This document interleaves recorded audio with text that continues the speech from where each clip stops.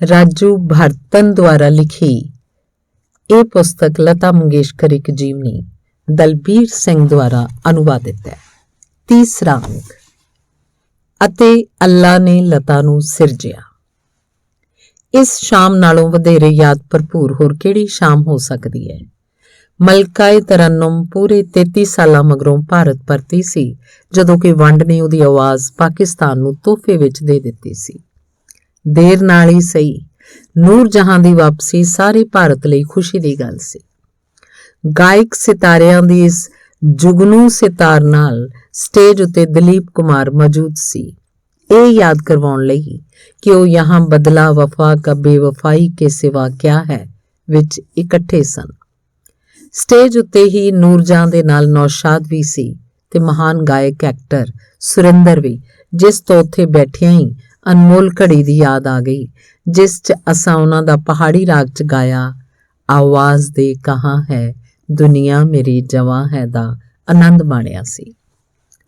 ਆਵਾਜ਼ ਦੇ ਇੱਕ ਅਜਿਹਾ ਸਦਾਬਹਾਰ ਗੀਤ ਸੀ ਜਿਸ ਨੂੰ ਨੂਰ ਜਹਾਂ ਨੇ ਉਸ ਸ਼ਾਮ ਬੰਬਈ ਦੇ ਸ਼ਰਮੁਖਾਨੰਦ ਹਾਲ 'ਚ ਗਾਇਆ ਸੀ। ਇਹ ਗੱਲ ਲਤਾ ਮੰਗੇਸ਼ਕਰ ਨਾਲੋਂ ਬਿਹਤਰ ਹੋਰ ਕੋਈ ਨਹੀਂ ਸੀ ਜਾਣਦਾ, ਜਿਹੜੀ ਕਿ ਨੂਰ ਜਹਾਂ ਦੇ ਪਰਛਾਵੇਂ ਹੇਠ ਹੀ ਇੰਨੀ ਵੱਡੀ ਗਾਇਕ ਸਟਾਰ ਬਣੀ ਸੀ। ਲਤਾ ਜਾਣਦੀ ਸੀ ਕਿ ਇਹ ਉਹਦਾ ਬਹੁਤ ਵੱਡਾ ਇਮਤਿਹਾਨ ਸੀ। ਲਤਾ ਨੇ ਪਹਿਲੋਂ ਗਾਉਣਾ ਸੀ ਤੇ ਨੂਰ ਜਹਾਂ ਨੇ ਮਗਰੋਂ। ਅੰਤਿਮ ਪ੍ਰਭਾਵ ਅਜਿਹਾ ਹੋਣਾ ਹੀ ਸੀ ਤੇ ਲਤਾ ਸ਼ੁਰੂ ਵਿੱਚ ਹੀ ਮਾਰਕਾ ਮਾਰ ਸਕਦੀ ਸੀ ਤਾਂ ਕਿ ਉਹ ਨੰਬਰ ਬਣਾ ਸਕੇ। ਲਤਾ ਦੇ ਇਸ ਬਾਰੇ ਦਿਮਾਗ ਲੜਾਇਆ ਤੇ ਇਹਦਾ ਹੱਲ ਲੱਭ ਲਿਆ। ਕਮਾਲ ਦੀ ਅਕਲਮੰਦੀ ਵਰਤਦੇ ਹੋਏ ਉਹਨੇ ਸਭ ਤੋਂ ਪਹਿਲਾ ਗੀਤ ਸ਼ਾਮ ਸੁੰਦਰ ਦੀ ਨਿਰਦੇਸ਼ਨਾ ਹੇਠ ਬਾਜ਼ਾਰ ਫਿਲਮ ਦਾ ਸਾਜਨ ਕੀ ਗਲੀਆਂ ਛੋੜ ਚਲੇ ਗਾਇਆ, ਜਿਹੜਾ ਪੰਜਾਬੀ ਪਹਾੜੀ ਸੁਰਾਂ ਵਿੱਚ ਸੀ ਤੇ ਜਿਹਨੂੰ ਲਤਾ ਨੇ ਪਹਿਲੇ ਸਾਲਾਂ 'ਚ ਉਸ ਵੇਲੇ ਗਾਇਆ ਸੀ ਜਦੋਂ ਹਾਲੇ ਉਹ ਨੂਰ ਜਹਾਂ ਦੇ ਪ੍ਰਭਾਵ ਹੇਠਾਂ ਸੀ। ਲਤਾ ਨੇ ਉਸ ਵੇਲੇ ਸਕਰੀਨ ਵਿੱਚ ਲਿਖਿਆ ਸੀ ਜਿਸ ਵੇਲੇ ਨੂਰ ਜਹਾਂ ਉਹਦੀ ਰੋਲ ਮਾਡਲ ਸੀ। ਲੋਕ ਸਾਡੇ ਪਿਆਰ ਉੱਤੇ ਹੈਰਾਨ ਹੁੰਦੇ ਹਨ, ਸ਼ਾਇਦ ਇਸ ਲਈ ਕਿ ਉਹ ਸੋਚਦੇ ਹਨ ਕਿ ਸਾਡੇ ਵਿਚਾਲੇ ਪੇਸ਼ਾਵਰ ਦੁਸ਼ਮਣੀ ਹੋਣੀ ਚਾਹੀਦੀ ਹੈ। ਉਹਨਾਂ ਨੂੰ ਮੈਂ ਦੱਸਣਾ ਚਾਹੁੰਦੀ ਹਾਂ ਕਿ ਨੂਰ ਜਹਾਂ ਮੇਰੀ ਵੱਡੀ ਭੈਣ ਵਰਗੀ ਹੈ ਤੇ ਮੈਂ ਉਹਦੀ ਆਵਾਜ਼ ਨੂੰ ਹਮੇਸ਼ਾ ਆਪਣਾ ਆਦਰਸ਼ ਮੰਨਿਆ ਹੈ। ਇਸ ਲਈ ਹੁਣ ਜਦੋਂ ਲਤਾ ਸਾਜਨ ਕੀ ਗਲੀਆਂ ਛੋੜ ਚਲੇ ਗਾ ਰਹੀ ਸੀ, ਨੂਰ ਜਹਾਂ ਉਸੇ ਸਟੇਜ ਉੱਤੇ ਉਸਦੇ ਨਾਲ ਬੈਠੀ ਨੂੰ ਇਹ ਸੋਚਣ ਲਈ ਮਾਫ ਕੀਤਾ ਜਾ ਸਕਦਾ ਹੈ ਕਿ ਉਹਦੀ ਭਾਰਤ ਵਾਪਸੀ ਨੇ ਲਤਾ ਮੰਗੇਸ਼ਕਰ ਨੂੰ ਮਲਕਾਏ ਤਰਨਮ ਵਾਲੇ ਗੀਤ ਗਾਉਣ ਲਈ ਮਜਬੂਰ ਕਰ ਦਿੱਤਾ। ਜਦੋਂ ਨੂਰ ਜਹਾਂ ਹਾਲੇ ਸ਼ਾਇਦ ਇਹੀ ਕੁਝ ਸੋਚ ਰਹੀ ਸੀ ਕਿ ਲਤਾ ਨੇ ਤੁਰੰਤ ਹੀ ਅੱਲਾ ਤੇਰੇ ਨਾਮ, ਈਸ਼ਵਰ ਤੇਰੇ ਨਾਮ ਉਸਦੀ ਆਪਣੀ ਸ਼ੈਲੀ 'ਚ ਗਾਉਣਾ ਸ਼ੁਰੂ ਕਰ ਦਿੱਤਾ। ਨੂਰ ਜਹਾਂ ਨੂੰ ਇਹ ਦੱਸਣ ਲਈ ਕਿ ਉਹਦੀ ਰਵਾਨਗੀ ਦੇ 3 ਦਹਾਕਿਆਂ ਦੌਰਾਨ ਅੱਲਾ ਵੀ ਲਤਾ ਦੀ ਸੁਰ ਸ਼ਬਦਾਵਲੀ ਵਿੱਚ ਓਨੀ ਹੀ ਆਸਾਨੀ ਨਾਲ ਆ ਗਿਆ ਜਿੰਨੀ ਨਾਲ ਈਸ਼ਵਰ। ਉਸ ਸ਼ਾਮ ਲਤਾ ਦਾ ਹੌਸਲਾ ਤੇ ਉਹਦੀ ਗਾਇਕੀ ਅਜਿਹੀ ਸ਼ਾਨਦਾਰ ਸੀ ਕਿ 33 ਸਾਲਾਂ ਦੇ ਵਕਫੇ ਦੌਰਾਨ ਬੇਸ਼ੁਮਾਰ ਸੰਗੀਤਕਾਰਾਂ ਦੇ ਨਿਰਦੇਸ਼ਨ ਹੇਠ ਕੰਮ ਕਰਨ ਕਾਰਨ ਉਹ ਹੁਣ 1982 ਵਿੱਚ ਨੂਰ ਜਹਾਂ ਦੇ ਪ੍ਰਭਾਵ ਹੇਠ ਨਹੀਂ ਸੀ ਰਹੀ। ਉਸ ਦੇ ਆਪਣੇ ਕਥਨ ਮੁਤਾਬਿਕ ਨੂਰ ਜਹਾਂ ਸ਼ੁਰੂ 'ਚ ਉਹਦਾ ਆਦਰਸ਼ ਸੀ। ਆਪਣੀ ਸ਼ਕਤੀ ਨਾਲ ਹੀ ਲਤਾ ਨੇ ਨੂਰ ਜਹਾਂ ਦਾ ਪ੍ਰਭਾਵ ਛੱਡ ਕੇ ਗਾਇਕਾ ਦੇ ਤੌਰ ਉੱਤੇ ਆਪਣਾ ਇੰਨਾ ਵੱਖਰਾ ਸਥਾਨ ਬਣਾ ਲਿਆ ਸੀ ਕਿ 1967 'ਚ ਉਹਦੀ ਸਿਲਵਰ ਜੁਬਲੀ ਤੇ ਮਸ਼ਹੂਰ ਵਿਦਿਆ ਸ਼ਾਸਤਰੀ ਨੇ ਉਹਨੂੰ ਕੌਮੀ ਇਕਮੁੱਠਤਾ ਦੀ ਪ੍ਰਤੀਕ ਕਰਾਰ ਦਿੱਤਾ ਤੇ ਫਿਰ ਮੌਕੇ ਉੱਤੇ ਇਸ ਵਿੱਚ ਤਬਦੀਲੀ ਕਰਦੇ ਹੋਏ ਕਿਹਾ ਕਿ ਉਹ ਕੌਮੀ ਇਕਮੁੱਠਤਾ ਦੀ ਸੁਰਬੰਦ ਪ੍ਰਤੀਕ ਹੈ। ਇਸ ਤੋਂ ਮੈਂ ਸੋਚਣ ਲੱਗਾ, ਉਹਦੇ ਕਿੱਤੇ ਦੀ ਸਿਲਵਰ ਜੁਬਲੀ ਦੌਰਾਨ ਉਹਦੇ ਪ੍ਰਭੂ ਕੁੰਜ ਮਕਾਨ ਵਿੱਚ ਉਸ ਨਾਲ ਗੱਲਾਂ ਕਰਦੇ ਹੋਏ ਮੈਂ ਇਹ ਪੁੱਛਣ ਦੀ ਹਿੰਮਤ ਕਰ ਲਈ ਕਿ ਜੇ 1947 'ਚ ਨੂਰ ਜਹਾਂ ਪਾਕਿਸਤਾਨ ਜਾਣ ਦੀ ਥਾਂ ਭਾਰਤ ਰਹਿਣ ਦਾ ਹੀ ਫੈਸਲਾ ਕਰ ਲੈਂਦੀ ਤਾਂ ਕੀ ਉਹ ਸੋਚਦੀ ਹੈ ਕਿ ਉਹ ਹੋਣ ਵਾਲੀ ਸੁਪਰ ਗਾਇਕਾ ਦੀ ਪੋਜੀਸ਼ਨ 'ਚ ਪਹੁੰਚ ਸਕਦੀ। ਲਤਾ 25 ਸਾਲਾਂ ਦੇ ਆਪਣੇ ਰਿਕਾਰਡਿੰਗ ਰੂਮ ਦੇ ਤਜਰਬੇ ਬਾਰੇ ਸੋਚਣ ਲਈ ਕੁਝ ਪਲ ਰੁਕੀ, ਫਿਰ ਉਹਨੇ ਬਹੁਤ ਚੁਸਤੀ ਨਾਲ ਉੱਤਰ ਦਿੱਤਾ, ਦੇਖੋ ਮੇਰੇ ਤੇ ਨੂਰ ਜਹਾਂ ਵਿਚਾਲੇ ਕੋਈ ਮੁਕਾਬਲਾ ਨਹੀਂ ਸੀ, ਕਿਉਂਕਿ ਗਾਇਕ ਸਟਾਰ ਦੇ ਤੌਰ ਉੱਤੇ ਉਹਦੀ ਆਪਣੀ ਵੱਖਰੀ ਸ਼ਖਸੀਅਤ ਸੀ। ਪਿੱਠਵਰਤੀ ਗਾਇਕਾ ਦੇ ਤੌਰ ਉੱਤੇ ਮੇਰਾ ਵੱਖਰਾ ਥਾਂ ਸੀ ਇਸ ਲਈ ਕੋਈ ਐਸਾ ਮੌਕਾ ਆਉਣਾ ਹੀ ਨਹੀਂ ਸੀ ਕਿ ਸਾਡੇ ਵਿਚਾਲੇ ਮੁਕਾਬਲੇ ਦੀ ਸੰਭਾਵਨਾ ਪੈਦਾ ਹੁੰਦੀ। ਲਤਾ ਨੇ ਜਿਹੜਾ ਨੁਕਤਾ ਧਿਆਨ 'ਚ ਨਹੀਂ ਲਿਆਂਦਾ ਉਹ ਇਹ ਸੀ ਕਿ ਉਸ ਦਾ ਨੂਰ ਜਹਾਂ ਨਾਲ ਮੁਕਾਬਲਾ ਉਸਨੇ ਨਹੀਂ ਸਗੋਂ ਅਸੀਂ ਕਰਨਾ ਸੀ। ਜੇ ਨੂਰ ਜਹਾਂ ਨੇ ਭਾਰਤ ਦੇ ਸਿਨੇਮੇ 'ਚ ਰਹਿਣ, ਲਾਹੌਰ ਤੋਂ ਬੰਬਈ ਉਹ ਆ ਚੁੱਕੀ ਸੀ, ਨੂੰ ਤਰਜੀਹ ਦਿੱਤੀ ਹੁੰਦੀ ਬਨਸਬਤ ਪਾਕਿਸਤਾਨ 'ਚ ਹਾਲੇ ਕਾਇਮ ਹੋਣ ਵਾਲੇ ਸਿਨੇਮੇ ਵਿੱਚ ਜਾਣ ਨੂੰ ਪਹਿਲ ਦੇਣ ਦੇ, ਤਾਂ ਉਹ ਇੱਥੇ ਕਾਮਯਾਬ ਹੋ ਗਈ ਹੁੰਦੀ ਤੇ ਲਤਾ ਲਈ ਮੁਕਾਬਲਾ ਪੇਸ਼ ਕਰਦੀ। ਨੂਰ ਜਹਾਂ ਨੇ ਫੈਸਲਾ ਕਰਕੇ ਲਤਾ ਨੂੰ ਆਵਾਜ਼ ਪੱਖੋਂ ਆਜ਼ਾਦ ਕਰ ਦਿੱਤਾ ਕਿ ਉਹ ਦੋਵੇਂ ਇੱਕ ਦੂਜੇ ਦੇ ਜਨਮ ਦਿਨਾਂ ਉੱਤੇ ਟੈਲੀਫੋਨ ਤੇ ਵਧਾਈ ਦਿਆ ਕਰਨਗੀਆਂ। ਜਦੋਂ ਲਤਾ ਨੇ ਚੁਸਤੀ ਨਾਲ ਇਹ ਕਹਿ ਕੇ ਮਸਲਾ ਟਰਕਾ ਦਿੱਤਾ ਕਿ ਉਹਦਾ ਤੇ ਨੂਰ ਜਹਾਂ ਦਾ ਕੋਈ ਮੁਕਾਬਲਾ ਨਹੀਂ ਸੀ, ਤਾਂ ਮੈਂ ਉਹ ਸਵਾਲ ਨੌਸ਼ਾਦ ਕੋਲ ਲੈ ਗਿਆ, ਜਿਹਨੇ ਦੋਵਾਂ ਆਵਾਜ਼ਾਂ ਨੂੰ ਰਿਕਾਰਡਿੰਗ ਰੂਮ 'ਚ ਦੇਖਿਆ, ਪਰਖਿਆ ਤੇ ਵਰਤਿਆ ਸੀ, ਤੇ ਨੌਸ਼ਾਦ ਨੇ ਇਸ ਬਾਰੇ ਇਹ ਕਹਿ ਕੇ ਨਵੀਂ ਰੌਸ਼ਨੀ ਪਾਈ। ਅਸਲ ਵਿੱਚ ਇਹ ਨੂਰ ਜਹਾਂ ਸੀ ਜਿਸ ਨੇ ਪਾਕਿਸਤਾਨ ਜਾਣ ਦਾ ਫੈਸਲਾ ਕਰਕੇ ਆਪਣੇ ਆਪ ਨੂੰ ਸੀਮਤ ਕਰਨ ਦਾ ਫੈਸਲਾ ਕਰ ਲਿਆ। ਜਦੋਂ ਨੂਰ ਜਹਾਂ ਨੇ ਬੰਬਈ ਦੀ ਥਾਂ ਲਾਹੌਰ ਰਹਿਣ ਦਾ ਫੈਸਲਾ ਕਰ ਲਿਆ, ਉਹਦੀ ਆਵਾਜ਼ ਉੱਤੇ ਕੰਮ ਕਰਨ ਵਾਲੇ ਸੰਗੀਤਕਾਰਾਂ ਦੀ ਗਿਣਤੀ ਘੱਟ ਹੋ ਗਈ, ਕਿਉਂਕਿ ਉਸ ਕੋਲ ਲਤਾ ਵਰਗੀ ਲਾਹੇਵੰਦੀ ਸਥਿਤੀ ਨਹੀਂ ਸੀ ਰਹੀ, ਜਿਸ ਵਿੱਚ 13 ਸੂਬਿਆਂ ਤੋਂ ਆਏ ਸੰਗੀਤਕਾਰ ਵਿਭਿੰਨ ਕਿਸਮ ਦੀਆਂ ਧੁਨਾਂ ਉਸ ਲਈ ਤਿਆਰ ਕਰਦੇ ਸਨ। ਇੱਕ ਵਾਰ ਨੂਰ ਜਹਾਂ ਨੇ ਆਪਣੇ ਆਪ ਨੂੰ ਪਾਕਿਸਤਾਨ ਦੇ ਪੰਜਾਬ ਵਾਲੇ ਪਾਸੇ ਤੱਕ ਸੀਮਤ ਕਰ ਲਿਆ। ਭਾਸ਼ਾਈ ਵਿਭਿੰਨਤਾ ਤੇ ਧੁਨਾਂ ਦੀ ਬਹੁਲਤਾ ਦੇ ਮਾਮਲੇ 'ਚ ਉਹ ਸੀਮਤ ਹੋ ਗਈ। ਮੇਰੇ ਕਹਿਣ ਦਾ ਅਰਥ ਇਹ ਹੈ ਕਿ ਬੰਬਈ ਦੀ ਥਾਂ ਲਾਹੌਰ ਦੀ ਚੋਣ ਕਰਕੇ ਨੂਰ ਜਹਾਂ ਸਿਰਫ ਪੰਜਾਬੀ ਉਰਦੂ ਗਾਇਕਾ ਬਣ ਕੇ ਰਹਿ ਗਈ, ਜਦਕਿ ਲਤਾ ਸਾਰੇ ਹਿੰਦੁਸਤਾਨ ਦੀ, ਮਹਾਰਾਸ਼ਟਰ ਤੋਂ ਲੈ ਕੇ ਉੜੀਸਾ ਤੱਕ ਦੀ ਪ੍ਰਤੀਨਿਧ ਗਾਇਕਾ ਬਣ ਗਈ। ਨੌਸ਼ਾਦ ਦੀ ਇਹ ਗੱਲ ਐਨ ਦਰੁਸਤ ਹੈ। ਲਤਾ ਨੂੰ ਭਾਰਤ ਦੇ ਸਾਰੇ ਪ੍ਰਾਂਤਾਂ ਤੋਂ ਭਾਰਤ ਦੇ ਹਾਲੀਵੁੱਡ ਅਖਵਾਉਂਦੇ ਬੰਬਈ 'ਚ ਪਹੁੰਚੇ ਸੰਗੀਤਕਾਰਾਂ ਦੀਆਂ ਧੁਨਾਂ ਉੱਤੇ ਗਾਉਣ ਦਾ ਮੌਕਾ ਮਿਲਿਆ ਤੇ ਸਮਾਂ ਆਉਣ ਤੇ ਉਹ ਨੂਰ ਜਹਾਂ ਦੇ ਪ੍ਰਭਾਵ ਨੂੰ ਛੱਡ ਕੇ ਆਪਣੀ ਵੱਖਰੀ ਪਹਿਚਾਣ ਬਣਾਉਣ 'ਚ ਸਫਲ ਹੋ ਗਈ। ਇੱਥੇ ਮੇਰਾ ਇੱਕ ਨੁਕਤਾ ਹੈ, ਜੇ ਲਤਾ ਨੇ ਨੌਸ਼ਾਦ ਅਲੀ ਵਰਗੇ ਨਵੀਆਂ ਪੈੜਾਂ ਵਾਲੇ ਸੰਗੀਤਕਾਰ ਦੇ ਨਿਰਦੇਸ਼ਕ ਹੇਠ ਅੰਦਾਜ਼ ਲਈ ਤੋੜ ਦਿਆ ਦਿਲ ਮੇਰਾ ਉਠਾਏ ਉਨਕੇ ਸਿਤਮ ਵਿੱਚ ਨੂਰ ਜਹਾਂ ਦੀ ਝਲਕ ਪੇਸ਼ ਕੀਤੀ ਸੀ, ਤਾਂ ਨੌਸ਼ਾਦ ਅਲੀ ਉਸ ਵੇਲੇ ਇੰਨੇ ਨਾਲ ਵੀ ਸੰਤੁਸ਼ਟ ਸੀ, ਕਿਉਂਕਿ ਉਸ ਵੇਲੇ ਵੀ ਲਤਾ ਦੀ ਵੱਖਰੀ ਆਵਾਜ਼ ਸੀ ਤੇ ਨੂਰ ਜਹਾਂ ਦੀ ਸਿਰਫ ਨਕਲ ਮਾਤਰ ਨਹੀਂ ਸੀ। ਦੂਸਰੇ ਅਰਥਾਂ 'ਚ ਪਹਾੜੀ ਵਿੱਚ ਤੋੜ ਦਿਆ ਦਿਲ ਮੇਰਾ ਤੇ ਉਠਾਏ ਜਾ ਉਨਕੇ ਸਿਤਮ ਵਿੱਚ ਭਾਵੇਂ ਲਤਾ ਦੀ ਆਵਾਜ਼ 'ਚ ਨੂਰ ਜਹਾਂ ਦੀ ਝਲਕ ਸੀ, ਪਰ 1949 ਵਿੱਚ ਹੀ ਉਹਦੀ ਆਪਣੀ ਨਿਵੇਕਲੀ ਆਵਾਜ਼ ਵੀ ਸੀ। ਮੈਂ ਕਹਿਣਾ ਇਹ ਚਾਹ ਰਿਹਾ ਕਿ ਸਾਡੇ ਸੰਗੀਤ ਨਿਰਦੇਸ਼ਕਾਂ ਨੂੰ ਲਤਾ ਨੂੰ ਨੂਰ ਜਹਾਂ ਦੇ ਪ੍ਰਭਾਵ ਹੇਠੋਂ ਕੱਢਣ ਦੀ ਕੋਈ ਕਾਹਲੀ ਨਹੀਂ ਸੀ। ਉਹ ਇੰਨੇ ਵਿੱਚ ਹੀ ਤਸੱਲੀ 'ਚ ਬੈਠੇ ਸਨ ਕਿ ਲਤਾ ਨੂਰ ਜਹਾਂ ਦੀ ਸ਼ੈਲੀ ਵਿੱਚ ਗਾਈ ਜਾਂਦੀ ਹੈ, ਕਿਉਂਕਿ ਉਹਨਾਂ ਦੀਆਂ ਧੁਨਾਂ ਦਾ ਅੰਤਿਮ ਰੂਪ ਲੋਕਾਂ ਦੀ ਜ਼ੁਬਾਨ ਉੱਤੇ ਤੁਰਤ ਫੁਰਤ ਚੜ ਜਾਂਦਾ ਸੀ। ਇਸ ਲਈ ਖੁਦ ਲਤਾ ਨੇ ਸਮੇਂ ਸਿਰ ਇਸ ਗੱਲ ਨੂੰ ਮਹਿਸੂਸ ਕਰ ਲਿਆ ਤੇ ਇਹ ਪ੍ਰਭਾਵ ਦੇਣਾ ਸ਼ੁਰੂ ਕੀਤਾ ਕਿ ਜੇ ਉਹਨੇ ਇਸੇ ਤਰ੍ਹਾਂ ਗਾਉਣਾ ਜਾਰੀ ਰੱਖਿਆ ਤਾਂ ਉਹ ਨੂਰ ਜਹਾਂ ਦੀ ਨਕਲ ਬਣ ਕੇ ਹੀ ਰਹਿ ਜਾਏਗੀ। ਲਤਾ ਮੰਗੇਸ਼ਕਰ ਕੋਲ ਉਸ ਲਈ ਕੰਮ ਕਰਨ ਵਾਲੇ ਕਸ਼ਮੀਰ ਤੋਂ ਕੰਨਿਆ ਕੁਮਾਰੀ ਤੱਕ ਦੇ ਸੰਗੀਤਕਾਰ ਸਨ। ਇਹਨਾਂ ਬਹੁਤ ਸਾਰੇ ਪ੍ਰਤਿਭਾਸ਼ਾਲੀ ਸੰਗੀਤਕਾਰਾਂ ਵਿੱਚੋਂ ਹਰੇਕ ਤੋਂ, ਮੈਂ ਦੁਹਰਾਨਾ ਕਿ ਹਰੇਕ ਭਾਰਤ ਦੇ ਵੱਖ-ਵੱਖ ਖੇਤਰ ਤੋਂ ਸੀ, ਵੱਖਰੇ ਖੇਤਰੀ ਪ੍ਰਭਾਵ ਵਾਲਾ ਸੀ ਤੇ ਹਰੇਕ ਨੇ ਆਪਣੀਆਂ ਧੁਨਾਂ ਹਿੰਦੁਸਤਾਨੀ ਸੰਗੀਤ ਵਿੱਚ ਲਿਆਂਦੀਆਂ। ਲਤਾ ਨੇ ਥੋੜਾ ਪਰ ਕੀਮਤੀ ਹਾਸਲ ਕੀਤਾ।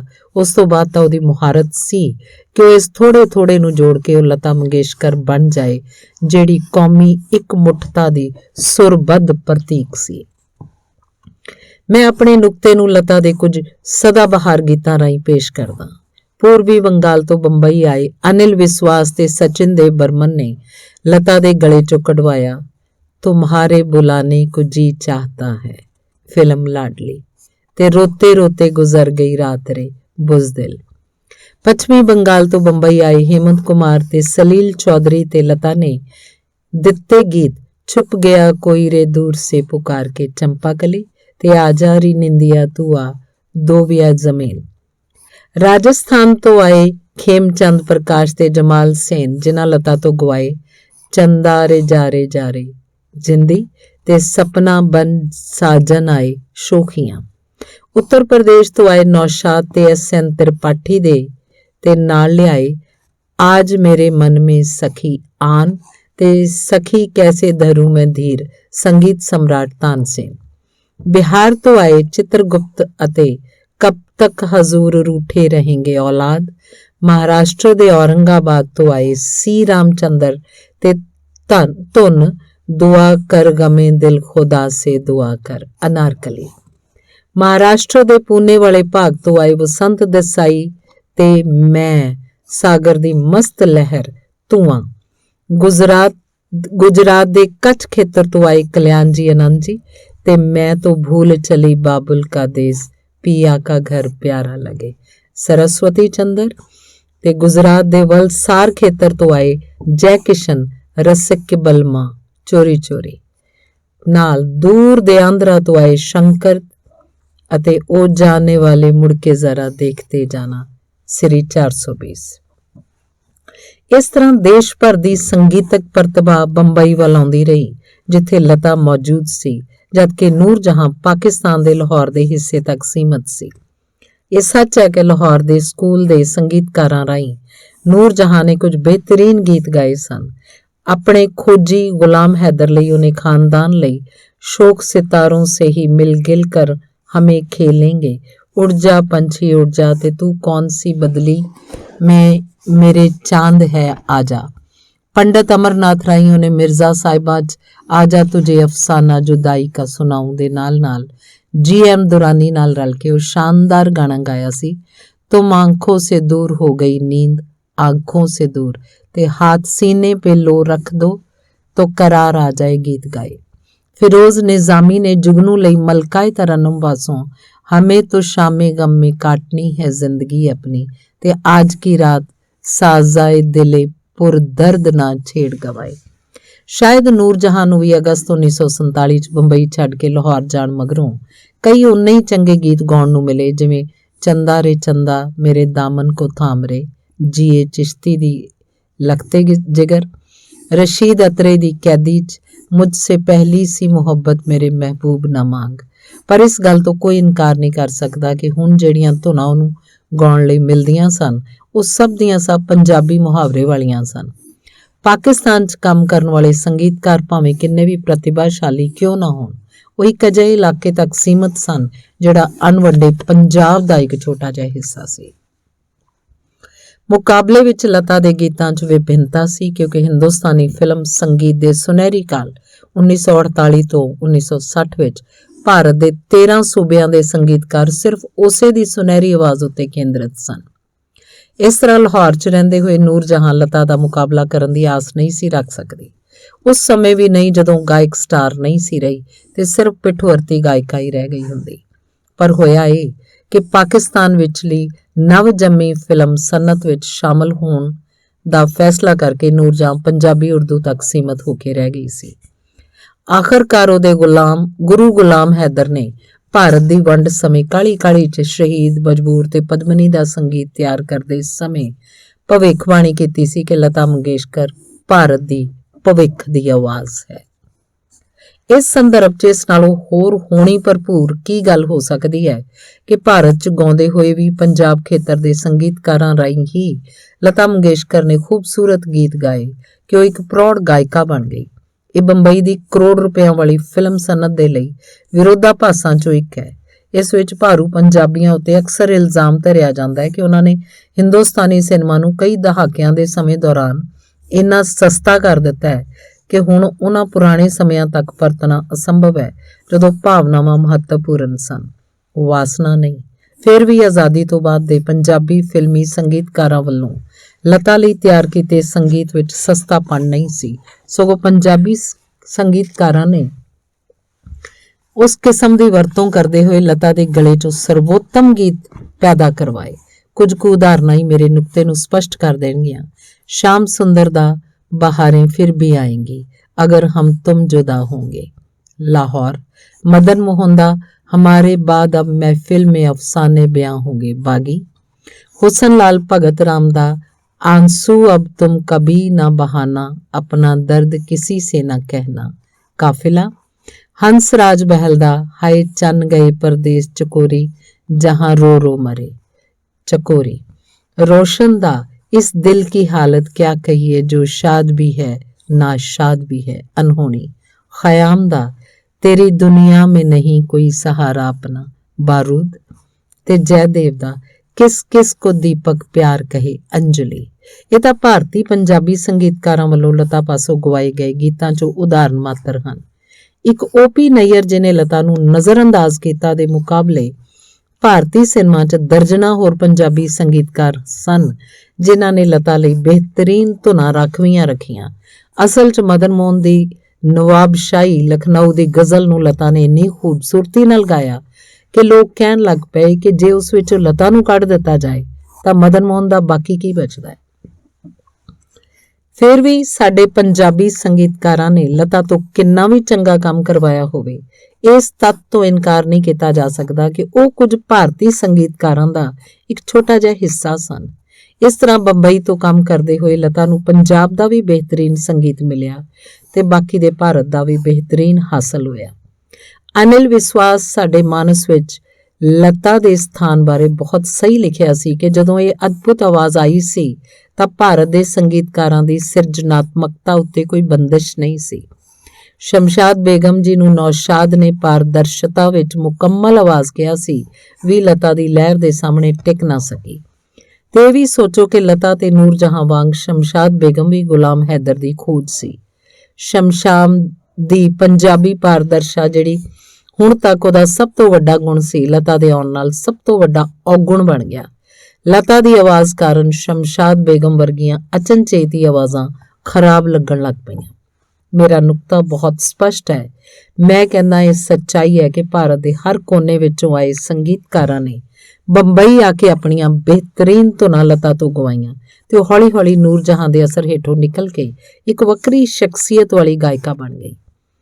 ਲਤਾ ਨੇ ਵੱਖ-ਵੱਖ ਪ੍ਰਾਂਤਾਂ 'ਚੋਂ ਆਏ ਸੰਗੀਤਕਾਰਾਂ ਪਾਸੋਂ ਹਰੇਕ ਪਾਸੋਂ ਕੋਈ ਨਾ ਕੋਈ ਗੁਣ ਹਾਸਲ ਕੀਤਾ ਤੇ ਉਹਨਾਂ ਨੂੰ ਚੰਗੀ ਮੁਹਾਰਤ ਨਾਲ ਇਕੱਠਿਆਂ ਕੀਤਾ ਕਿ ਉਹ ਇੱਕ ਸੰਸਥਾ ਬਣ ਗਈ ਜਿਸ ਨੂੰ ਅੱਜ ਕੱਲ੍ਹ ਲਤਾ ਮੰਗੇਸ਼ਕਰ ਕਿਹਾ ਜਾਂਦਾ ਹੈ। ਸੱਚ ਇਹ ਹੈ ਕਿ ਜਦੋਂ ਲਤਾ ਨੂੰ ਮਹਿਸੂਸ ਹੋਣ ਲੱਗਾ ਕਿ ਉਹਦੀਆਂ ਸੁਰ ਨਾਲ ਸੰਬੰਧਿਤ ਪ੍ਰਾਪਤੀਆਂ ਉਹਦੀ ਆਪਣੀ ਮਿਹਨਤ ਤੇ ਹੁਨਰ ਸਦਕਾ ਹਨ ਤਾਂ ਉਹਨੇ ਕਿਸੇ ਇੱਕ ਸੰਗੀਤਕਾਰ ਭਾਵੇਂ ਉਹ ਕਿੰਨਾ ਵੀ ਮਸ਼ਹੂਰ ਕਿਉਂ ਨਾ ਹੋਵੇ ਨੂੰ ਉਹਦੇ ਹੁਨਰ ਦਾ ਮਾਣ ਦੇਣ ਤੋਂ ਹਿਚਕਚਾਉਣਾ ਸ਼ੁਰੂ ਕਰ ਦਿੱਤਾ। ਅਨਿਲ ਵਿਸ਼ਵਾਸ ਤੋਂ ਲੈ ਕੇ ਨੌਸ਼ਾਦ ਤੋਂ ਹੁਸਨ ਲਾਲ ਤੇ ਸ਼ੰਕਰ ਤੱਕ ਦੇ ਸਾਰੇ ਭਾਰਤੀ ਧੁਰੰਤਰ ਸੰਗੀਤਕਾਰ ਆਪਣੇ ਆਪ ਨੂੰ ਇਹ ਥਾਪੜਾ ਦੇ ਸਕਦੇ ਹਨ ਕਿ ਉਹਨੇ ਲਤਾ ਮੰਗੇਸ਼ਕਰ ਨੂੰ ਉਹ ਕੁਝ ਬਣਾਇਆ ਜੋ ਅੱਜ ਹੈ।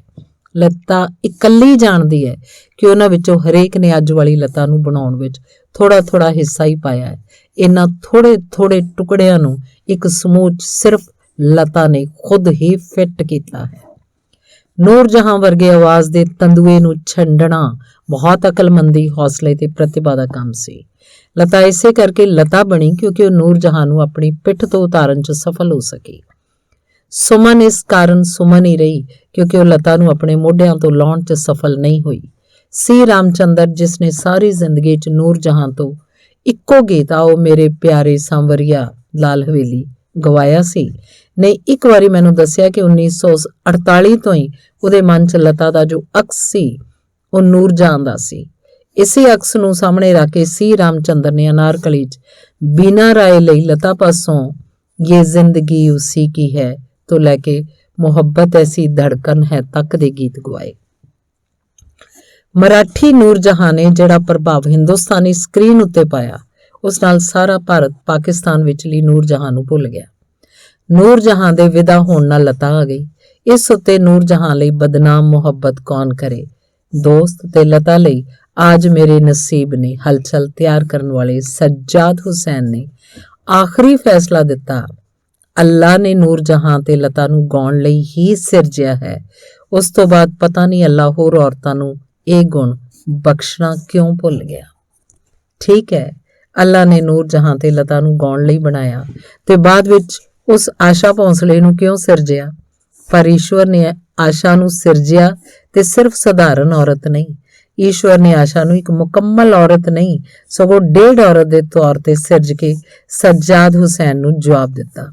ਇਸ ਔਰਤ ਨੇ ਕਿਵੇਂ ਆਪਣੀ ਵੱਡੀ ਭੈਣ ਨਾਲ ਖਹਿ ਕੇ 60 ਸਾਲ ਦੀ ਉਮਰ ਵਿੱਚ ਆਪਣੇ ਲਈ ਥਾਂ ਬਣਾਈ। ਆਸ਼ਾ ਭੌਂਸਲੇ ਨੇ ਇਹ ਕੁਝ ਕਿਵੇਂ ਕੀਤਾ ਇਸ ਲਈ ਇੱਕ ਵੱਖਰੀ ਪੁਸਤਕ ਦੀ ਜ਼ਰੂਰਤ ਪਏਗੀ, ਪਰ ਅਸੀਂ ਹੁਣ ਲਤਾ ਦਾ ਜ਼ਿਕਰ ਕਰ ਰਹੇ ਹਾਂ। ਲਤਾ ਦੇ ਇਸ ਮਸਲੇ ਦਾ ਕਿ ਅੱਲਾ ਨੇ ਨੂਰ ਜਹਾਂ ਨੂੰ ਪਹਿਲਾਂ ਤੇ ਲਤਾ ਨੂੰ ਮਗਰੋਂ ਕਿਉਂ ਸਿਰਜਿਆ। ਲਤਾ ਨੂੰ ਕਿਸਨੇ ਸਿਰਜਿਆ? ਉਹ ਸਵਰਗ 'ਚ ਪੈਦਾ ਹੋਈ ਸੀ, ਪਰ ਉਹਨੂੰ ਧਰਤੀ ਉੱਤੇ ਕਿਸਨੇ ਪਹੁੰਚਾਇਆ? ਇਹਦੇ ਕਈ ਦਾਅਵੇਦਾਰ ਹਨ, ਪਰ ਲਤਾ ਨੇ ਜਨਤਕ ਤੌਰ ਤੇ ਪਹਿਲਾ ਨਾਂ ਗੁਲਾਮ ਹੈਦਰ ਦਾ ਲਿਆ ਤੇ ਦੂਸਰਾ ਖੇਮਚੰਦ ਪ੍ਰਕਾਸ਼ ਦਾ। ਲਤਾ ਦਾ ਕਹਿਣਾ ਕਿ ਖੇਮਚੰਦ ਪ੍ਰਕਾਸ਼ ਦੇ ਮਹਿਲ ਰਾਹੀਂ ਉਹ ਪਹਿਲੀ ਵਾਰੀ ਫਿਲਮ ਸੰਗੀਤ ਦੀ ਮਹਾਰਾਣੀ ਬਣਨ ਵੱਲ ਵਧੀ ਸੀ। ਉਹ ਆਪਣੀ ਤੇਜ਼ ਰਫ਼ਤਾਰ ਸਫਲਤਾ ਲਈ ਆਏਗਾ ਆਏਗਾ ਆਏਗਾ ਆਨੇ ਵਾਲਾ ਆਏਗਾ ਆਏਗਾ ਨੂੰ ਮਾਣ ਬਖਸ਼ਦੀ ਹੈ। ਇਸ ਤਰ੍ਹਾਂ ਉਹ ਆਪਣੀ ਸਫਲਤਾ ਲਈ ਸਫੈਦ ਵਸਤਰਾਂ ਵਾਲੀ ਮਧੂਬਾਲਾ ਨੂੰ ਮਾਣ ਦਿੰਦੀ। ਨਿਸ਼ਚੈ ਮਹਿਲ 'ਚ ਆਏਗਾ ਆਏਗਾ ਰਾਹੀਂ ਮਧੂਬਾਲਾ ਹੀ ਸੀ ਜਿਹਨੇ ਲਤਾ ਦੇ ਨਾਂ ਨਾਲ ਮਖਮਲੀ ਆਵਾਜ਼ ਤੇ ਸਫੈਦ ਵਸਤਰਾਂ ਵਾਲੀ ਮਹਿਲਾ ਦਾ ਖਿਤਾਬ ਜੋੜ ਦਿੱਤਾ। ਉਹ ਪ੍ਰੇਤ ਆਵਾਜ਼ ਜਿਹੜੀ ਗੂੰਜਦੀ ਹੈ, ਉਸ ਪ੍ਰੇਤ ਵਾਂਗ ਜੋ ਗਾਉਂਦਾ ਹੈ, ਉਸੇ ਤਰ੍ਹਾਂ ਬੇਤਾਲ ਨਾਂ ਦੇ ਪ੍ਰੇਤ ਵਾਂਗ ਜੋ ਤੁਰਦਾ ਹੈ। ਫਰਕ ਇਹ ਹੈ ਕਿ ਬੇਤਾਲ ਇੱਕ ਕਲਪਨਾ ਹੈ, ਲਤਾ ਹਕੀਕਤ ਹੈ, ਅਜਿਹੀ ਹਕੀਕਤ ਜਿਹੜੀ ਲੰਮਾ ਸਮਾਂ ਪਹਿਲਾਂ ਇੱਕ ਸੰਸਥਾ ਬਣ ਗਈ ਸੀ। ਜੇਕਰ ਮਧੂਬਾਲਾ ਨੇ ਆਪਣੀ ਜਵਾਨੀ 'ਚ ਮਹਿਲ 'ਚ ਅਸ਼ੋਕ ਕੁਮਾਰ ਨੂੰ ਆਪਣੇ ਮਗਰ ਲਾਇਆ ਸੀ ਤਾਂ ਉਹ ਅਜਿਹੀ ਲਤਾ ਦੀ ਆਵਾਜ਼ ਰਾਹੀਂ ਹੀ ਕਰ ਸਕੀ ਸੀ। ਮਹਿਲ 'ਚ ਮਧੂਬਾਲਾ ਦੇ ਕਾਮਨੀ ਵਜੋਂ ਉਭਰਨ ਦੇ ਕਾਫੀ ਸਮਾਂ ਪਹਿਲਾਂ ਹੀ ਲਤਾ ਜੇ ਆਪਣੇ ਪ੍ਰੇਤ ਆਵਾਜ਼ ਦਾ ਪ੍ਰਗਟਾਵਾ ਅਨਿਲ ਬਿਸਵਾਸ ਦੀ ਅਨੋਖਾ ਪਿਆਰ 'ਚ ਕੀਤਾ ਸੀ, ਨੌਸ਼ਾਦ ਦੀ ਅੰਦਾਜ਼ 'ਚ ਕੀਤਾ ਸੀ, ਸ਼ੰਕਰ ਜੈਕਿਸ਼ਨ ਦੀ ਬਰਸਾਤ 'ਚ ਕੀਤਾ ਸੀ। ਗੀਤ ਇਤਿਹਾਸਕਾਰ ਅਨਿਲ ਬਿਸਵਾਸ ਦਾ ਅਨੋਖਾ ਪਿਆਰ ਦਾ ਗੀਤ ਮੇਰੇ लिए वो गमे इंतजार छोड़ गए ਦੇ ਰਿਕਾਰਡ ਨੰਬਰ N3559478 RPN ਦਾ ਜ਼ਿਕਰ ਕਰੇਗਾ। ਨੌਸ਼ਾਦ ਦੇ ਤੋੜ ਦਿਆ ਦਿਲ ਮੇਰਾ 177 ਰਿਕਾਰਡ ਮਗਰੋਂ N3577 ਰਿਕਾਰਡ ਵਿੱਚ ਸ਼ੰਕਰ ਜੈਕਿਸ਼ਨ ਨੇ ਬਰਸਾਤ ਵਿਚਲੇ ਬਰਸਾਤ ਮੇਂ ਹੋਰ 144 ਗੀਤ ਗਾਏ ਦੇ ਰਿਕਾਰਡ ਨੰਬਰ N39915 ਦਾ। ਖੇਮ ਚੰਦ ਪ੍ਰਕਾਸ਼ ਦੇ ਆਏਗਾ ਆਏਗਾ ਅਨਿਲ ਵਿਸ਼ਵਾਸ ਦੇ ਮੇਰੇ लिए वो ਤੋਂ 436 ਗੀਤਾਂ ਬਾਅਦ ਮਹਿਲ ਦੇ ਰਿਕਾਰਡ ਵਿੱਚ N36036 ਦਾ ਜ਼ਿਕਰ ਕਰੇਗਾ। ਇਸ ਤਰ੍ਹਾਂ ਦਾ ਨੰਬਰ ਚੇਤੇ ਰੱਖਣ ਵਾਲਾ ਇਤਿਹਾਸਕਾਰ ਸਾਨੂੰ ਦੱਸ ਸਕਦਾ ਹੈ ਕਿ ਅਨੋਖਾ ਪਿਆਰ ਅੰਦਾਜ਼ ਤੇ ਬਰਸਾਤ ਵਿੱਚ ਨਰਗਿਸ ਉੱਤੇ ਫਿਲਮਾਏ ਗਏ ਗੀਤਾਂ ਰਾਹੀਂ ਲਤਾ ਮੰਗੇਸ਼ਕਰ ਸਾਡੀ ਮਸ਼ਹੂਰ ਪਿੱਠਵਰਤੀ ਗਾਇਕਾ ਬਣੀ। ਪਰ ਅਸਲ ਗੱਲ ਇਹ ਹੈ ਕਿ 1948-49 ਤੱਕ ਲਤਾ ਮੰਗੇਸ਼ਕਰ ਨੂੰ ਪਤਾ ਸੀ ਕਿ ਉਹਦੀ ਸਫਲਤਾ ਦੀ ਕਹਾਣੀ ਦਾ ਭਾਰਤੀ ਸੰਗੀਤ ਖੇਤਰ 'ਚ ਹੋਰ ਕੋਈ ਮੁਕਾਬਲਾ ਨਹੀਂ ਕਰ ਸਕਦਾ। ਇਸ ਲਈ ਆਪਣੀ ਸਫਲਤਾ ਦੀ ਕਹਾਣੀ ਉਹ ਕਿੱਥੋਂ ਤੇ ਕਿਸ ਉੱਤੋਂ ਨਰਗਿਸ ਜਾਂ ਮਧੂਬਾਲਾ ਸ਼ੁਰੂ ਕਰੇ, ਇਹ ਉਹਦੀ ਆਪਣੀ ਮਰਜ਼ੀ ਹੈ। ਉਹਨੂੰ ਖੂਬਸੂਰਤ ਮਧੂਬਾਲਾ ਦੇ ਮਹਿਲ ਤੋਂ ਸ਼ੁਰੂ ਕਰਨ ਨਾਲ ਹੀ ਅਸਲੀ ਮਹਾਨ ਕਹਾਣੀ ਬਣਦੀ ਹੈ। ਲਤਾ ਨੇ ਮਾਸਟਰ ਗੁਲਾਮ ਹੈਦਰ ਲਈ ਭਾਵੇਂ ਸਿਰਫ 3 ਫਿਲਮਾਂ ਲਈ ਹੀ ਗਾਇਆ ਹੋਵੇ, ਉਸ ਲਈ ਗਾਏ ਗੀਤਾਂ ਦੀ ਗਿਣਤੀ ਸਿਰਫ 10 ਹੀ ਹੋਵੇ। ਇਹਨਾਂ 'ਚ ਸਿਰਫ 4 ਹੀ ਸੋਲੋ ਗੀਤ ਸਨ, ਪਰ ਲਤਾ ਕਹਿੰਦੀ ਹੈ ਕਿ ਗੁਲਾਮ ਹੈਦਰ ਨੇ ਉਹਦੀ ਖੋਜ ਕੀਤੀ।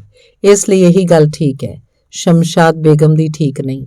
ਇਸੇ ਤਰ੍ਹਾਂ ਜੇ ਲਤਾ ਆਪਣੀ ਆਵਾਜ਼ ਨੂੰ ਸਵਾਰਨ ਵੇਲੇ ਸੰਗੀਤਕਾਰਾਂ ਵਿੱਚ ਅਨਿਲ ਵਿਸ਼ਵਾਸ ਨੂੰ ਸ਼ਾਮਿਲ ਨਹੀਂ ਕਰਨਾ ਚਾਹੁੰਦੀ ਤਾਂ ਇਹ ਉਹਦੀ ਆਪਣੀ ਮਰਜ਼ੀ ਹੈ। ਜੇ ਸੁਰਈਆ ਜੋ ਕਿ ਨੌਸ਼ਾਦ ਦੀ ਚੇਲੀ ਹੈ ਕਹਿੰਦੀ ਹੈ ਕਿ ਨੌਸ਼ਾਦ ਨੇ ਨਹੀਂ ਸਗੋਂ ਹੁਸਨ ਲਾਲ ਭਗਤ ਰਾਮ ਦੀ ਬੜੀ ਦੀਦੀ ਟੀਮ ਵੱਲੋਂ ਤਿਆਰ ਕੀਤੀ ਚੁੱਪ ਖੜੇ ਹੋ ਧੁਨ ਰਾਹੀਂ ਨੇ ਸਭ ਤੋਂ ਪਹਿਲਾਂ ਲਤਾ ਦੀ ਕਲਾ 'ਚ ਜਾਨ ਪਾਈ ਤਾਂ ਉਹਨੂੰ ਗਾਇਕੀ ਮਾਸੂਮੀਅਤ ਦਾ ਨਜ਼ਰੀਆ ਕਿਹਾ ਜਾ ਸਕਦਾ ਹੈ। ਨੌਸ਼ਾਦ ਕਹਿ ਸਕਦਾ ਹੈ ਕਿ ਉਹਨੇ ਲਤਾ ਨੂੰ ਗਾਉਣ ਲਈ ਨਹੀਂ ਕਿਹਾ, ਸਗੋਂ ਉਠਾਏ ਜਾ ਇਨਕੇ ਸਿਤਮ ਨੂੰ 10 ਵਾਰੀ 20 ਵਾਰੀ 30 ਵਾਰੀ ਪੜ੍ਹਨ ਲਈ ਕਹਿਣ ਤੋਂ ਬਾਅਦ ਹੀ ਇਹ ਗਜ਼ਲ ਸ਼ੁਰੂ ਕਰਵਾਈ। ਤਾਂ ਇਹਨੂੰ ਲੰਬਾ ਸਮਾਂ ਪਹਿਲਾਂ ਲਤਾ ਦੀ ਉਤਪਤੀ 'ਚ ਨੌਸ਼ਾਦ ਵੱਲੋਂ ਪਾਏ ਗਏ ਯੋਗਦਾਨ ਬਾਰੇ ਉਹਦਾ ਨਜ਼ਰੀਆ ਕਿਹਾ ਜਾ ਸਕਦਾ ਹੈ। ਪਰ ਆਖਰਕਾਰ ਇਹ ਲਤਾ ਮਹਾਰਾਣੀ ਦੀ ਸਫਲਤਾ ਦੀ ਕਹਾਣੀ ਹੈ, ਇਸ ਲਈ ਇਹਨੂੰ ਕਿੱਥੋਂ ਸ਼ੁਰੂ ਕਰੇ ਉਹਦੀ ਮਰਜ਼ੀ ਹੈ। ਇਸੇ ਕਾਰਨ ਹੀ ਉਹਨੇ ਆਏਗਾ ਆਏਗਾ ਆਏਗਾ ਨੂੰ ਆਪਣੀ ਪਿੱਠਵਰਤੀ ਗਾਇਕੀ ਦਾ ਅਹਿਮ ਮਰਹਲਾ ਮੰਨਿਆ ਹੈ। ਜੇ ਤੁਸੀਂ ਮਧੂਬਾਲਾ ਦੇ ਬੁੱਲਾਂ ਉੱਤੇ ਹੋ ਤੇ ਸਮਝੋ ਵੀਨਸ ਦੇਵੀ ਦੇ ਬੁੱਲਾਂ ਉੱਤੇ ਹੋ। ਜੇ ਤੁਸੀਂ ਨਰਗਿਸ ਲਈ ਬੋਲਦੇ ਹੋ ਤਾਂ ਸਮਝੋ TJS ਜਾਰਜ ਲਈ ਬੋਲਦੇ ਰਹੇ ਹੋ। ਲਤਾ ਦਾ ਮੂਲ ਗੋਆ ਦੇ ਮੰਗੇਸ਼ ਹਿੱਸੇ ਵਿੱਚ ਹੈ ਤੇ ਰੇਡੀਓ ਗੋਆ ਰਾਹੀਂ ਹੀ ਉਹ ਸਭ ਤੋਂ ਪਹਿਲਾਂ ਸਾਡੇ ਕੋਲ ਮਧੂਬਾਲਾ ਦੇ ਆਏਗਾ ਆਏਗਾ ਆਏਗਾ ਰਾਹੀਂ ਪਹੁੰਚੀ। ਹਾਂ, ਭਾਰਤ ਆਜ਼ਾਦ ਹੋ ਗਿਆ ਸੀ ਤੇ ਆਲ ਇੰਡੀਆ ਰੇਡੀਓ ਉੱਤੇ ਫਿਲਮੀ ਗੀਤ ਬੰਦ ਕਰ ਦਿੱਤੇ ਗਏ ਸਨ। ਇਸ ਤਰ੍ਹਾਂ ਗੋਆ, ਜਿਹਨੂੰ ਮਗਰੋਂ ਕ੍ਰਿਸ਼ਨਾ ਮੈਨਨ ਤੇ ਜਵਾਹਰ ਲਾਲ ਨਹਿਰੂ ਨੇ ਜਿੱਤ ਲਿਆ ਸੀ, ਵਿੱਚ ਰੇਡੀਓ ਗੋਆ ਸ਼ੁਰੂ ਹੋਇਆ ਤੇ ਫਿਰ ਰੇਡੀਓ ਸਿਲੋਨ। ਮੁੜ ਲਤਾ ਤੇ ਮਧੂਬਾਲਾ ਦੇ ਆਏਗਾ ਆਏਗਾ ਆਏਗਾ ਵੱਲ ਚਲੀਏ। ਮਹਿਲ 'ਚ ਲਤਾ ਦਾ ਗਾਣਾ ਸੁਣਨ ਲਈ ਬੇਨਤੀ ਪੱਤਰ ਰੇਡੀਓ ਗੋਆ ਤੱਕ ਪਹੁੰਚਣੇ ਚਾਹੀਦੇ ਸਨ ਅਤੇ ਸਰੋਤਿਆਂ ਦੇ ਫਰਮਾਇਸ਼ੀ ਪ੍ਰੋਗਰਾਮ 5 ਵਜੇ ਖਤਮ ਹੋਣ ਤੋਂ ਪਹਿਲਾਂ 10 ਮਿੰਟ ਦੇ ਪ੍ਰੋਗਰਾਮ ਨੂੰ ਸੁਣਨ ਲਈ ਮੇਰੀਆਂ ਭੈਣਾਂ ਕਿਵੇਂ ਸਕੂਲੋਂ ਨੱਸ ਕੇ ਆਉਂਦੀਆਂ ਸਨ ਤੇ ਆਮ ਤੌਰ ਤੇ ਆਏਗਾ ਆਏਗਾ ਆਏਗਾ ਆਖਰੀ ਫਰਮਾਇਸ਼ੀ ਗੀਤ ਇਹ ਸੀ ਜਿਹੜਾ 78 RPM ਰਿਕਾਰਡ ਦੇ ਦੋਹੀਂ ਪਾਸੇ ਹੁੰਦਾ ਸੀ ਤੇ ਸਾਡੀ ਸ਼ਾਮ ਸਕਾਰਤ ਹੋ ਜਾਂਦੀ ਸੀ। ਮੇਰਾ ਖਿਆਲ ਹੈ ਅਜਿਹੀ ਸਥਿਤੀ 'ਚ ਲਤਾ ਲਈ ਇਹ ਸੋਚਣਾ ਕੁਦਰਤੀ ਹੈ ਕਿ ਮਹਿਲ ਉਹਦੇ ਕਿੱਤੇ ਵਿੱਚ ਰੇਡੀਓ ਗੋਆ ਰਾਹੀਂ ਵਾਕਈ ਚਮਤਕਾਰ ਸੀ। ਲਤਾ ਲਿਖਦੀ ਹੈ, ਮੈਂ ਕਦੇ ਨਹੀਂ ਭੁੱਲਾਂਗੀ ਕਿ ਖੇਮਚੰਦ ਪ੍ਰਕਾਸ਼ ਦਾ ਮਸ਼ਹੂਰ ਗੀਤ ਆਏਗਾ ਆਏਗਾ ਆਏਗਾ ਕਿਵੇਂ ਵਾਪਰਿਆ ਸੀ। ਇਹਦੀ ਧੁਨ ਬਣਾਉਣ ਦੇ ਰਿਹਰਸਲ ਦਾ ਕੰਮ 5 ਦਿਨਾਂ ਤੋਂ ਚੱਲ ਰਿਹਾ ਸੀ, ਜੋ ਕਿ ਖੇਮਚੰਦ ਦੇ ਲਈ ਲੰਬਾ ਸਮਾਂ ਸੀ। ਉਸ ਸਮੇਂ ਉਹਨਾਂ ਨੇ ਇਹ ਗੀਤ ਮੈਥੋਂ ਬਾਰ-ਬਾਰ ਗਵਾਇਆ ਤੇ ਜਿਉਂ-ਜਿਉਂ ਮੈਂ ਗਾਉਂਦੀ ਰਹੀ ਉਹ ਇਸ 'ਚ ਥੋੜੀ-ਥੋੜੀ ਤਬਦੀਲੀ ਕਰਦੇ ਗਏ, ਰਤਾ-ਰਤਾ ਬਦਲਦੇ ਰਹੇ ਤੇ ਇਸ ਤਰ੍ਹਾਂ ਮਹਿਲ ਦਾ ਹਿੱਟ ਗੀਤ ਤਿਆਰ ਕੀਤਾ ਗਿਆ ਸੀ। ਉਸ ਵੱਲੋਂ ਲਿਖੇ ਇਹਦੀ ਧੁਨ ਤਿਆਰ ਕਰਨ ਦੇ ਰਿਹਰਸਲ ਦਾ ਕੰਮ 5 ਦਿਨ ਤੋਂ ਚੱਲ ਰਿਹਾ ਸੀ ਤੇ ਅਸੀਂ ਆਏਗਾ ਆਏਗਾ ਆਏਗਾ ਦੌਰ 'ਚ ਗਾਏ ਗਏ ਲਤਾ ਦੇ ਗੀਤਾਂ ਦੀ ਅਨੰਤ ਕਾਲਤਾ ਪਿਛਲੇ ਯਤਨਾਂ ਦਾ ਪਤਾ ਲਾ ਸਕਦੇ ਹਾਂ। ਗਾਇਕ ਦੇ ਰਿਕਾਰਡਿੰਗ ਰੂਮ ਤੱਕ ਪਹੁੰਚਣ ਤੋਂ ਪਹਿਲਾਂ ਸੁਰ ਉਹਦੇ ਸਿਸਟਮ ਦਾ ਹਿੱਸਾ ਬਣ ਜਾਣੀ ਚਾਹੀਦੀ ਹੈ। ਅੱਜ ਕੱਲ੍ਹ ਸੰਗੀਤ ਦਾ ਕੰਮ ਸਟੀਰੀਓ ਸਿਸਟਮ ਕਰਦਾ ਹੈ ਤੇ ਲਤਾ ਨੇ ਜਿਸ ਮਨੁੱਖੀ ਯਤਨ ਦਾ ਜ਼ਿਕਰ ਕੀਤਾ ਹੈ ਉਹਦੀ ਕਮੀ ਹੈ। ਲਤਾ ਆਪਣੇ ਗਾਇਕੀ ਜੀਵਨ ਦੇ ਇੰਨੇ ਲੰਬੇ ਕਾਲ ਲਈ ਆਪਣੀ ਤਪੱਸਿਆ ਦਾ ਸਿੱਟਾ ਦੱਸਦੀ ਹੈ ਤੇ ਨੌਸ਼ਾਦ ਰਾਹੀਂ ਇਸ ਤਪੱਸਿਆ ਦੀ ਝਲਕ ਹਾਸਲ ਕਰਦੇ ਹਾਂ। ਜਿਸ ਵੇਲੇ ਉਹਨੇ ਮਹਿਬੂਬ ਦੀ ਅਮਰ 1954 'ਚ ਮਧੂਬਾਲਾ ਤੇ ਨਿੰਮੀ ਲਈ ਗਾਇਆ, ਉਸ ਵੇਲੇ ਤੱਕ ਲਤਾ 'ਚ ਪ੍ਰੌੜਤਾ ਆਉਣ ਲੱਗ ਪਈ ਸੀ, ਪਰ ਇਹ ਪ੍ਰੌੜਤਾ ਐਸੀ ਨਹੀਂ ਸੀ ਕਿ ਉਸ 'ਚ ਸੁਣਨ ਤੇ ਲਿਖਣ ਦੀ ਇੱਛਾ ਹੀ ਖਤਮ ਹੋ ਗਈ ਹੋਵੇ। ਇਹ ਹਾਲੇ ਤੱਕ ਵੀ ਇਸ ਗੱਲ ਉੱਤੇ ਧਿਆਨ ਦਿੰਦੀ ਸੀ ਕਿ ਗੀਤ ਲੇਖਕ ਤੇ ਸੰਗੀਤਕਾਰ ਉਸ ਪਾਸੋਂ ਕੀ ਚਾਹੁੰਦੇ ਸਨ।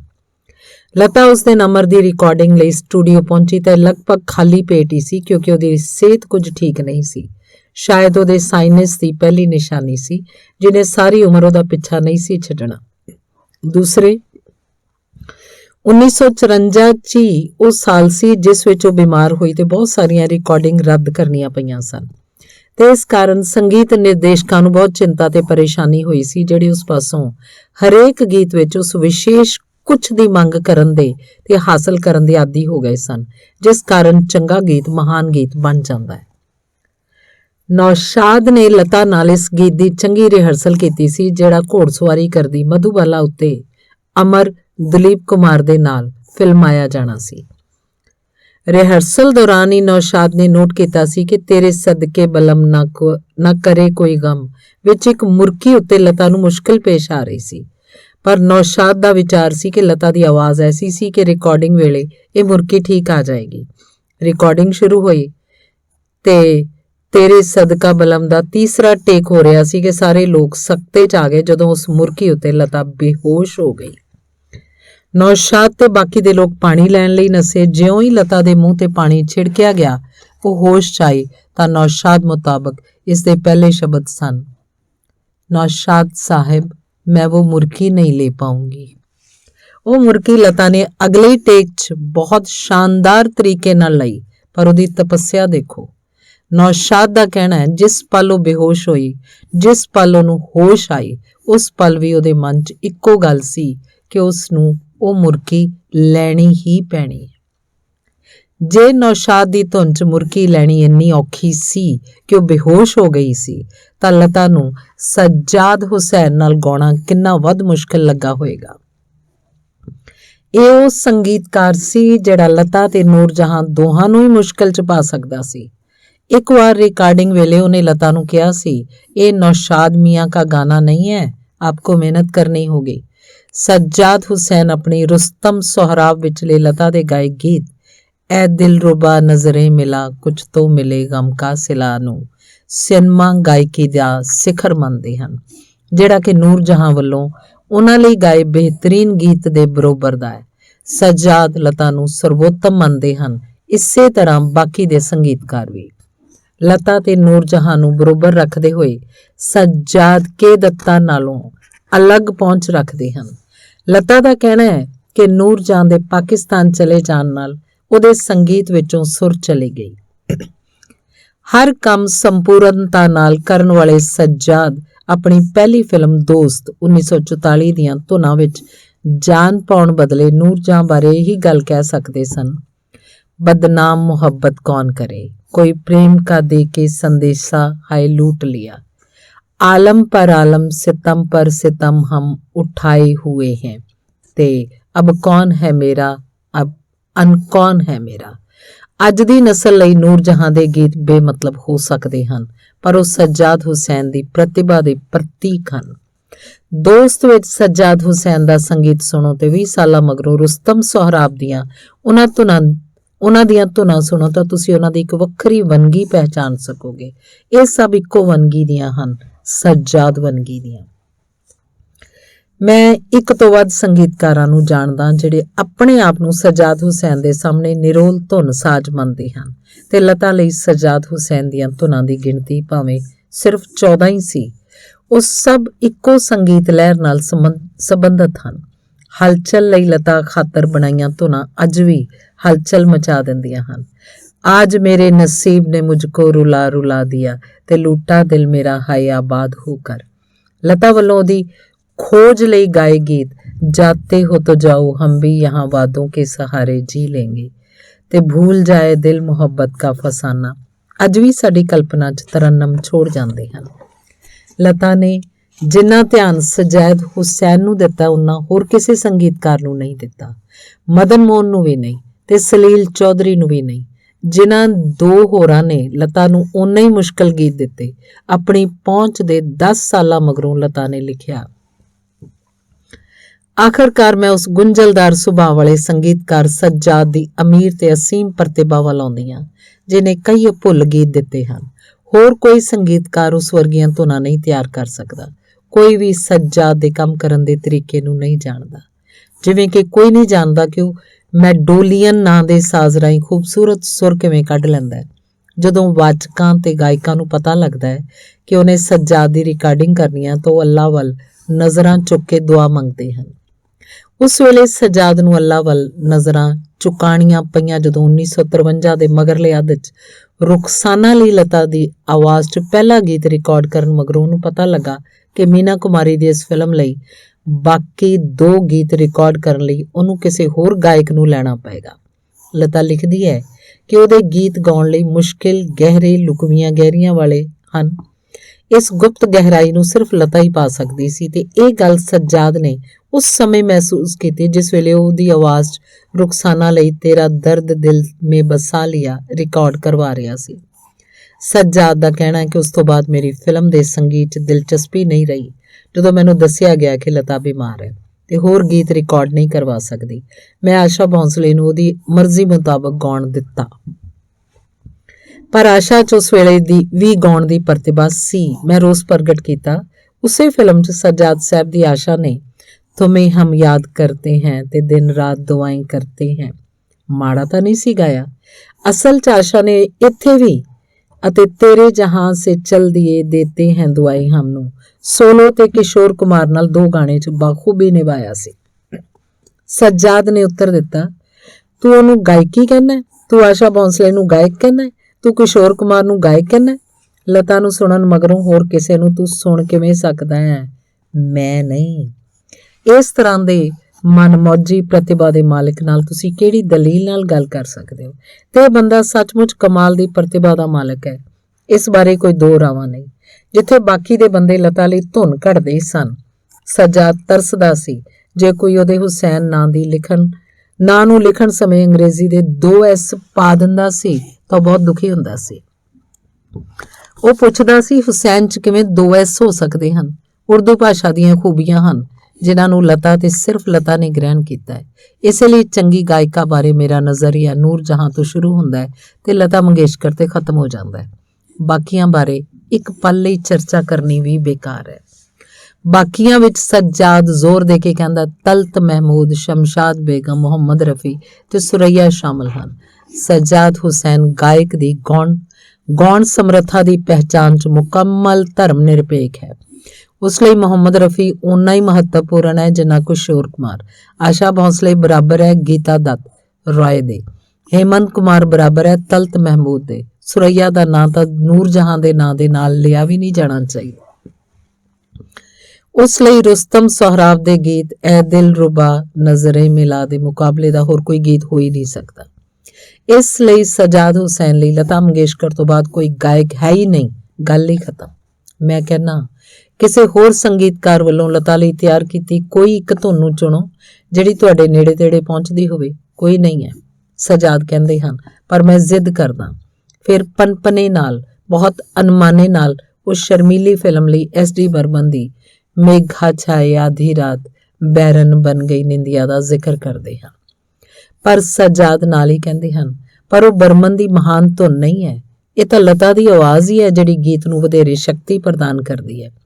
ਲਤਾ ਨੂੰ ਮੰਨਫੀ ਕਰ ਦਿਓ ਤਾਂ ਭਾਰਤ ਦੇ ਕਿਸੇ ਵੀ ਸੰਗੀਤਕਾਰ ਦੇ ਪੱਲੇ ਕੀ ਰਹਿ ਜਾਂਦਾ ਹੈ। ਲਤਾ ਨੂੰ ਮੰਨਫੀ ਕਰ ਦਿਓ ਤਾਂ ਸਜਾਦ ਦਾ ਕੀ ਬਚਦਾ ਹੈ। ਸਜਾਦ ਮੰਨਦਾ ਹੈ ਕੁਛ ਨਹੀਂ, ਖਾਸ ਕਰਕੇ ਜਦੋਂ ਨੂਰਜਹਾਂ ਪਾਕਿਸਤਾਨ ਚਲੀ ਗਈ ਹੈ। ਇਹ ਇੱਕ ਐਸਾ ਸੰਗੀਤਕਾਰ ਹੈ ਜਿਹੜਾ ਲਤਾ ਦੇ ਆਪਣੇ ਨਾਲੋਂ ਵੀ ਲਤਾ ਪ੍ਰਤੀ ਵਫਾਦਾਰ ਹੈ। ਸਜਾਦ ਹੁਸੈਨ ਆਪਣੇ ਆਪ ਵਿੱਚ ਆਖਰੀ ਮੁਗਲ ਵਰਗਾ ਹੈ। ਮਾਹਿਮ ਦੇ ਆਪਣੇ ਫਲੈਟ 'ਚ ਬੈਠ ਕੇ ਇਸ ਬਾਰੇ ਸੋਚਦਾ ਹੈ ਕਿ ਅੱਲਾ ਨੂੰ ਆਸ਼ਾ ਭੋਂਸਲੇ ਨੂੰ ਸਿਰਜਣ ਦੀ ਕੀ ਜ਼ਰੂਰਤ ਪਈ ਸੀ। ਧੰਨਵਾਦ।